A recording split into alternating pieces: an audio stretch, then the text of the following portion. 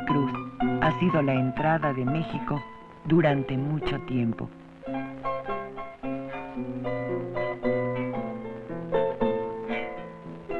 El puerto es uno de los sitios más llenos de historia, de heroísmos, de exaltación y de dolor. En la ciudad portuaria de Veracruz, los mexicanos reconocemos uno de esos lugares que han sido decisivos en la formación de nuestra nacionalidad. En abril de 1914, en plena guerra civil entre el ejército constitucionalista y los soldados del presidente usurpador Victoriano Huerta, la nación mexicana vivió y padeció uno de los hechos más trágicos, pero también más gloriosos de su historia. A raíz de un incidente ocurrido en el puerto de Tampico, el día 8 de abril de ese año, los Estados Unidos de Norteamérica decidieron tomar represalias contra nuestro país. La flota norteamericana se desplegaba amenazadoramente desde la isla de Sacrificios hasta La Bocana. Esa mañana, los veracruzanos empezaron a escribir un episodio extraordinario de valor, de solidaridad, de patriotismo, de entrega.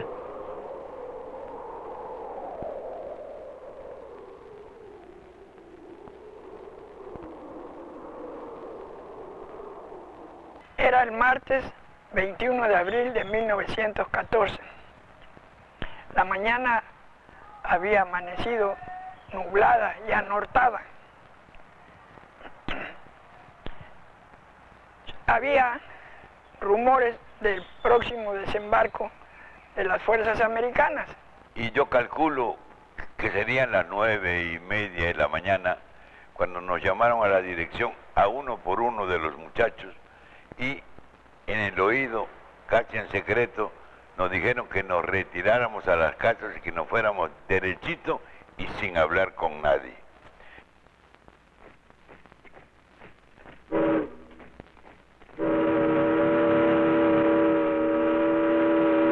Desde la azotea pudimos ver el desembarco de parte del batallón Panamá de Infantería de Marina que bajaba del Prairie, transporte de tropas, con rumbo al muelle de la terminal.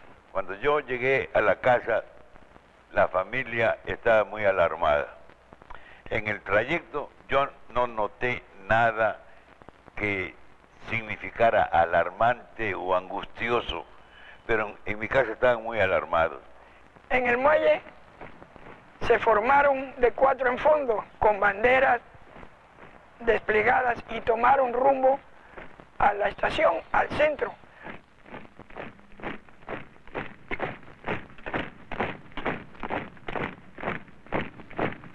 Así fue como estos señores entraron, con barcos con muchas ventajas porque traían hidroaviones.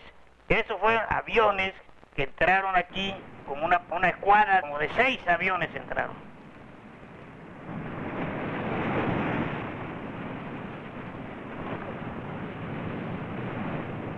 Nosotros estábamos en la escuela en clases y un alumno externo llegó corriendo a decirnos que los americanos estaban desembarcando en Veracruz.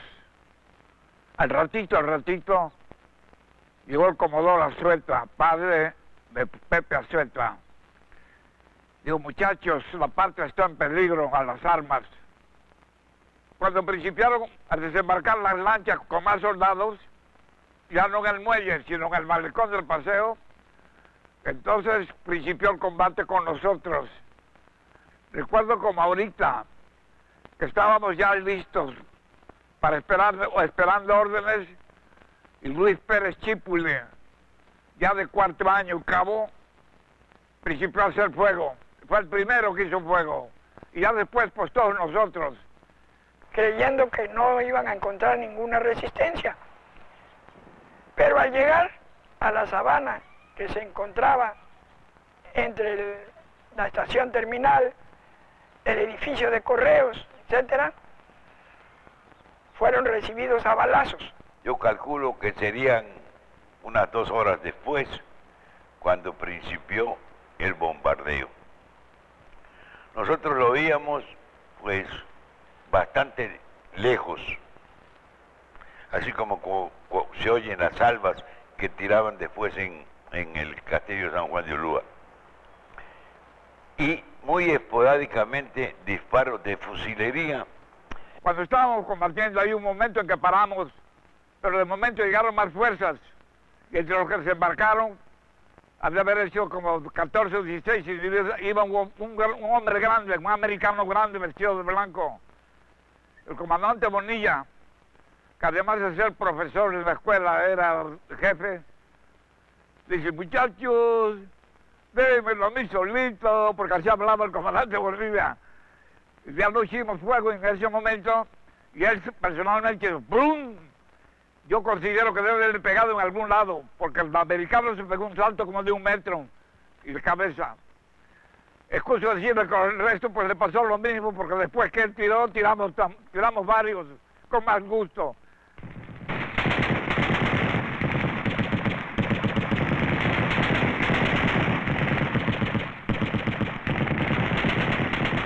Vinieron a tomar la plaza, pero como a los mexicanos no les gustó, fueron los que empezaron. O sea, José Azueta empezó. Y luego se siguieron pedradas y como pudieron los mexicanos. Por eso ellos también contestaron así. Fuerte estuvo el tiroteo, bastante fuerte.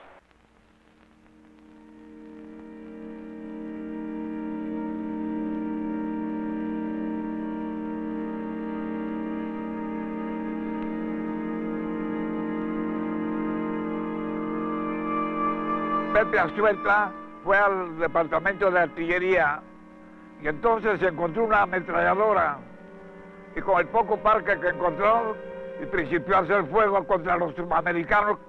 De repente un tiro en la pierna derecha que quedó hincado y así siguió trabajando su ametralladora. Fuera de Bahía estaban los 2 acorazados del almirante Fletcher, el Florida, que era su insignia, y el Utah.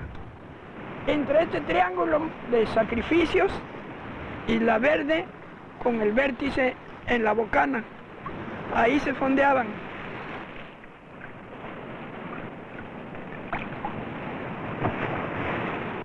Los americanos se dieron cuenta de que no podían tomar la escuela y entonces, contestando a nuestras balas de 17 milímetros, principiaron los cañones a funcionar.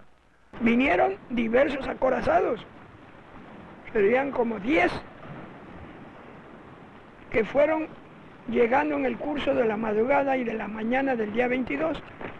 Esos barcos proporcionaron también sus compañías de desembarco a la toma de la ciudad.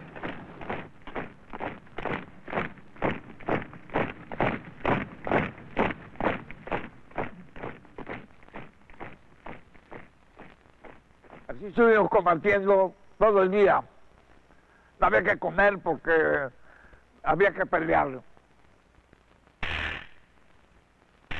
Hay fotografías que dicen plenamente cómo nos dejaron a la escuela nosotros, esos señores.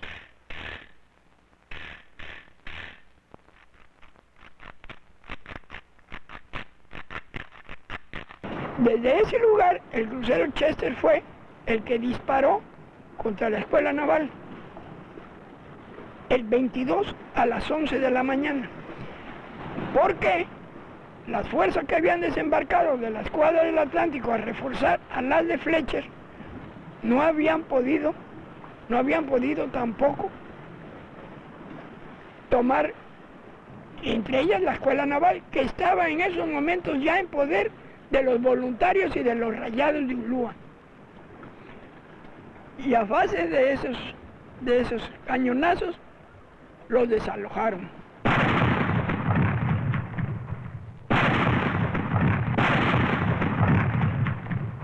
Desde luego que los americanos pudieron haber tenido muchas más bajas, pero el pueblo no tuvo armas. El Gran Mars abandonó la plaza. Yo creo que hasta huyendo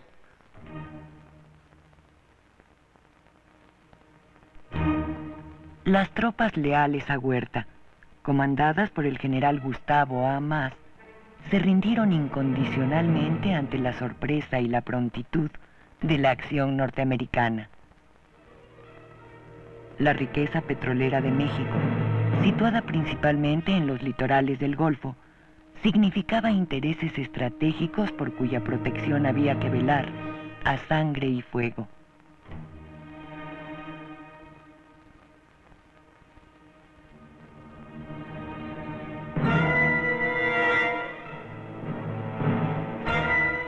En el interior de la República, se supo muy pronto que Veracruz había sido atacado e invadido. Voluntarios de todas las regiones se aprestaron a acudir en ayuda de sus hermanos y compatriotas.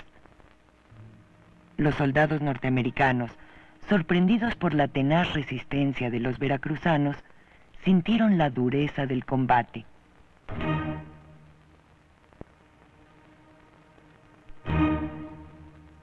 Yo vendía periódicos.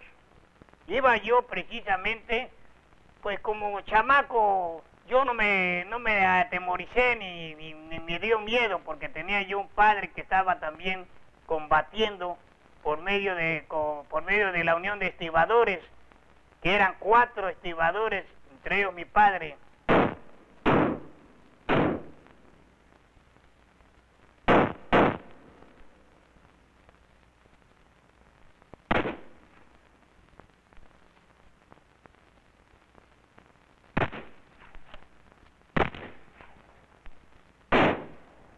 Hubo un maestro carpintero que se quedó hasta la última hora que desalojaron Ulúa, y fue el que tomó las llaves y abrió las rejas de los rayados, los dejó en libertad.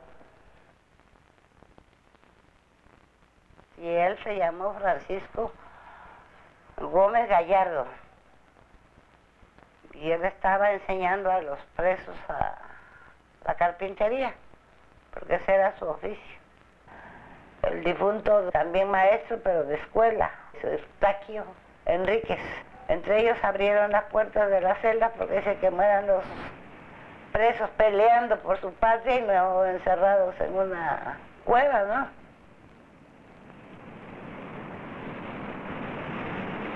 Muchos se echaron al agua y otros agarraron armas que encontraron ahí para poderse defender. Y mi papá pues dice que lo que le llamó, bueno, le dio angustia a la bandera, que no cayera en manos de extranjeros, ¿no? Estaba la Cruz Blanca Neutral, estaba al pie de la Torre del Palacio. Ahí estuvieron el doctor Fernando Riva Vargas, don Rafael Cuervo, que operó en el hospital Cerdán al héroe José Azueta, que no murió ese día, sino murió hasta el 10 de mayo.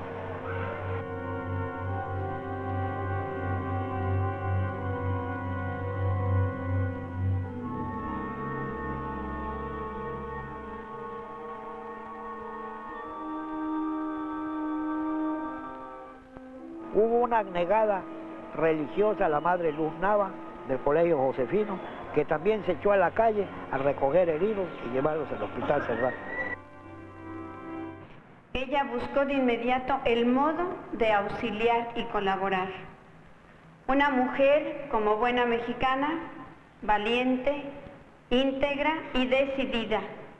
No tuvo miedo de salir a la calle a comunicar dónde había heridos, quiénes tenían vida, a quienes se les podía auxiliar.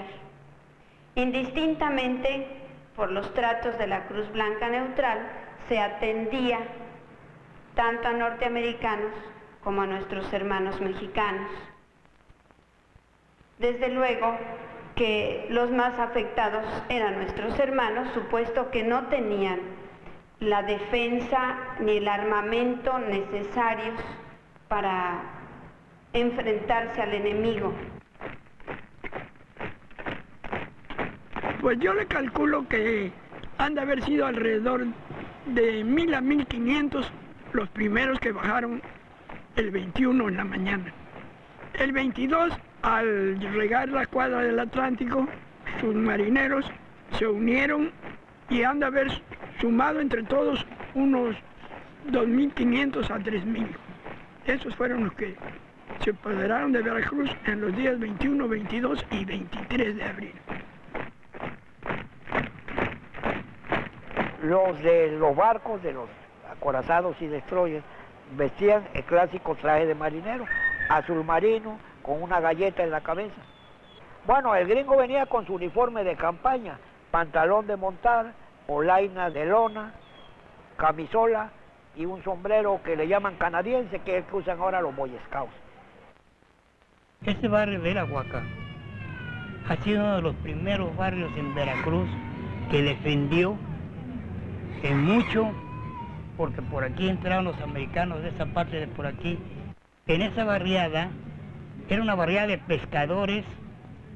Los estibadores que son ahora, propiamente defendieron su prestigio como unión, defendieron sus bienes que tenían en sus casas, que eran estos patios donde vivían. Cuando entraron estos señores, tuvieron que salir de este barrio porque propiamente tenían miedo. Ellos no traían pistola, pero sí tenían arma blanca, que era lo que más les aterrorizaba a estos señores americanos.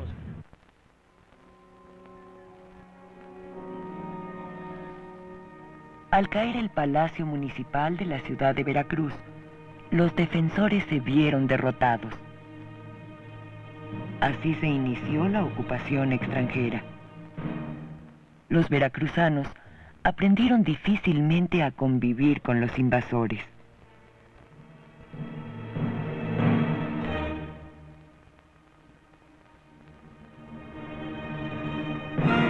Los francotiradores comenzaron su furtiva tarea. Los jefes militares y políticos norteamericanos dispusieron que fueran nombradas autoridades municipales. Se designó así un preboste, máxima autoridad en el puerto durante los meses siguientes, un gobernador y un recaudador de impuestos. Entre las disposiciones del preboste, que era la autoridad máxima de los invasores, dispuso que la población durmiera con las luces prendidas y las puertas abiertas, porque a las parejas de vigilancia que había en las calles recibían fuego de francotiradores que se escondían en las azoteas. No teníamos sitio para la diversión más que lo que era, se llamaba la sabana. Ahí íbamos a corretear, ahí estaba el campamento de la cocina. Ahí, después de corretear y asolearse, íbamos al campamento porque veíamos los que llegaban a comer y aprovechábamos la oportunidad de hablarle al chinito que estaba al frente del campamento para que nos regalara té, porque tenían unas tinas de té helado para darle a todos los marinos y los soldados que estaban guarnicionados, porque tenían el temor de que les envenenara. No, comían comida mexicana de miedo de ser envenenados. Aquí compraban nada más coco, naranja y plátano, nada más, eso compraron. Pero se iban a comer al barco su comida de ellos y a tomar lo que trajeron. Y varios veracruzanos ricos los sacaron a barrer el parque precisamente de Plaza de Armas.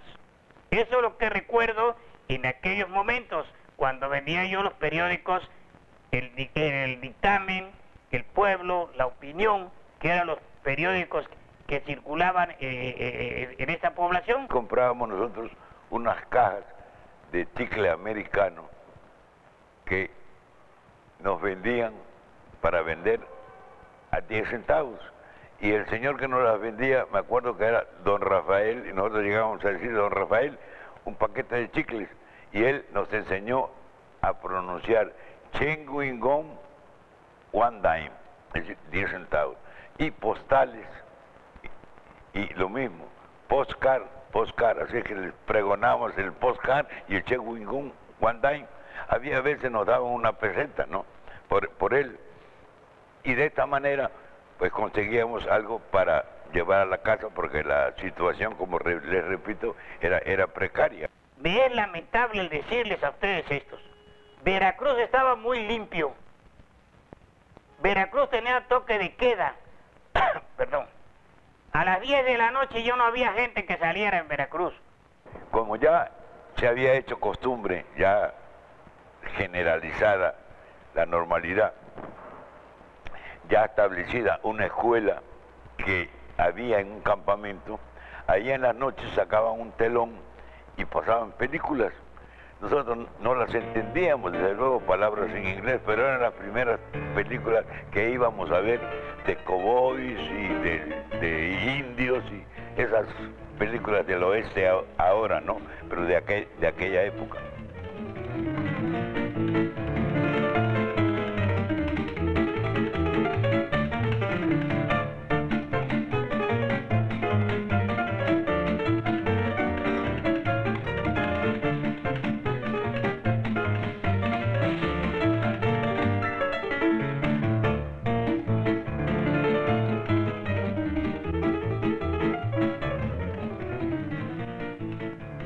Había muchos acorazados todavía, y cada uno de ellos tenía una banda de música.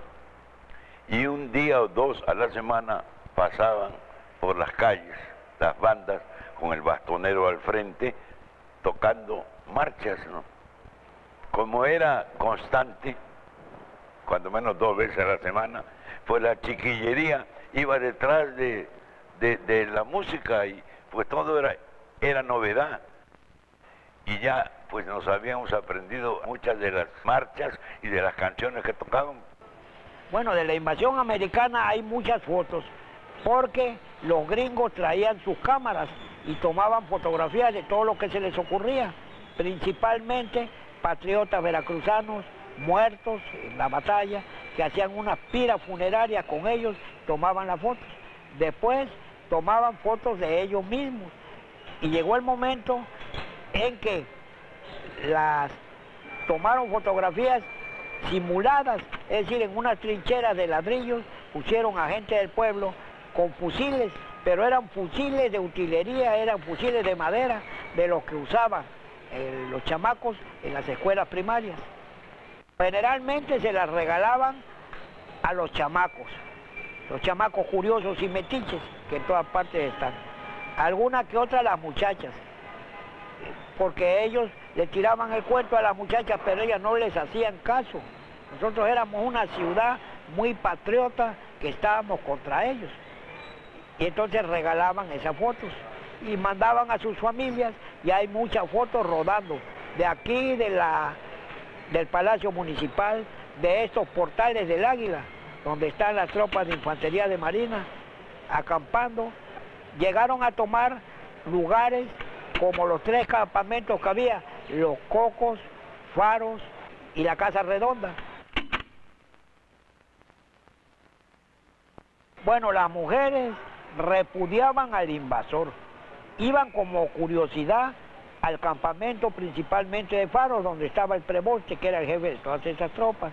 Es claro que los gringos le echaban flores, pero las mujeres ni caso le hacían, ni se los fumaban, porque somos un pueblo, como ya lo dije antes, patriota.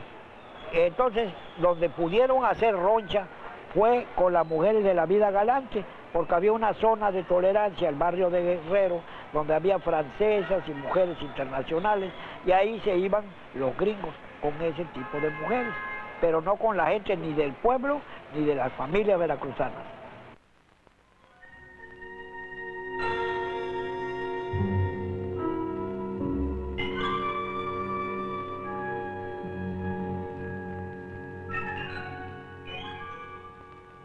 Durante 7 meses, el puerto de Veracruz estuvo ocupado por tropas extranjeras. México se encontraba aún envuelto en la violencia y las tensiones de la guerra civil revolucionaria.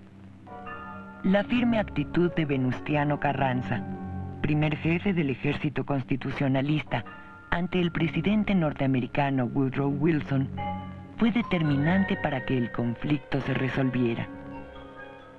En julio de 1914, el usurpador Victoriano Huerta abandonó el poder y huyó del país.